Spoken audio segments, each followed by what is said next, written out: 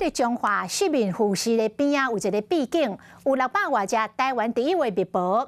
有一个男子摕手机、举扫帚走入去秘境，拍蜜蜂、赶蜜蜂，蜜蜂着青惊，有袂少是栽落涂骹死亡。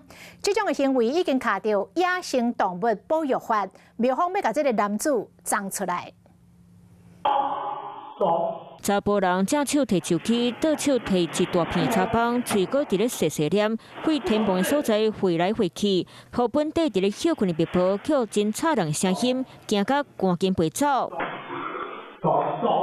查甫人真假扫帚举咧，佮拍蜜蜂，几若100只蜜蜂全部叫查甫人扫落来。这蜜蜂就是住伫咧中华市民护士边的特有种台湾叶片蜜蜂。这安尼是唔好啦，你个破坏，啊，伊个是伊讲是较迄个嘛是一个天生外物的物件。查甫人攻击行为发生伫咧昨透早，回来到现场，涂骹有翘起的蜜蜂，天棚已经无看起蜜蜂的踪影，蜜蜂真生气，行为真侪年来，因家遮当作福地，用心伫咧维护，煞互人亲门大户，走不来破坏生态。希望他们以后不要再来打了，因为这个是很稀有的动物。蜜蜂讲，因为这附近有清气的水，若到热天时，空地啊都有坐要600多只的蜜蜂。这个秘境，互人爽长糟蹋。